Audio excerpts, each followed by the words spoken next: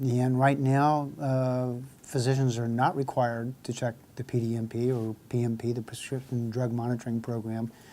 Oklahoma is one of the few states that has a real-time system. So as you pointed out, that data, I mean, it pops up like that. So if I get that in the emergency room over here, and I travel 30 miles to the emergency room in the next town and get a prescription, it's going to show up in there. In some other states, that data is not real time. So it's an advantage to have that system available.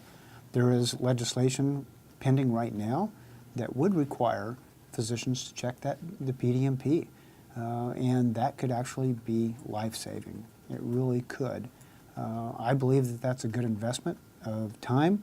The provisions that are in place would allow other medical personnel or other personnel within the physician's office to check that, just like they would be pulling together lab reports and other things. Wouldn't you want your doctor to be taking advantage of the technology that's available to them, whether it's the latest diagnostic technology or medical record technology? And the PDMP is one more tool that's available to the doctor. And in states that have actively utilized the PDMP, it's been shown to bring down the number of deaths. I want my doctor to use that, I can tell you that. And I would hope that most physicians, who are of course concerned about the welfare of their patients, would be interested in reviewing that as well. There was one proposal at one time that maybe physicians should just need to check it once. So when I first start working with you as a patient, I'll check it that very first time. That's not useful use of that tool. It's like I want to build a house and I'm just going to use my hammer once. The circumstances for patients change over time, and we need to be able to check that continually if we're writing prescriptions for those individuals. The governor has been very supportive of that proposal, and looking at and researching the science around that. It's a proven technology that can be life-saving. So I absolutely would support that bill as well. This is a high priority for this department. We are going to make that happen.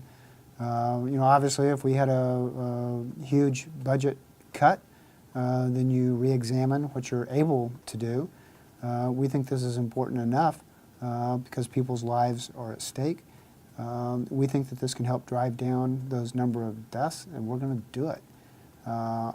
You know, part of my job is to scramble and find those resources as we can.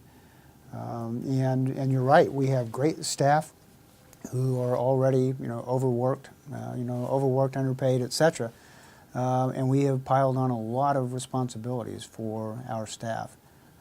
We think this is important to do. And we do it when we see an outbreak of an illness, we get on it. And we use, those data are real time. You know, during the flu season, it's every week. I mean, you've seen those data. They're produced on a weekly basis. That is real live, and that's hospitals reporting to us, that's labs reporting to us, that's, you know, individual practice results coming in to us. So we're used to these complex systems. I'm not saying it won't be a burden, I'm not saying it won't be difficult for us to do, but it will be done.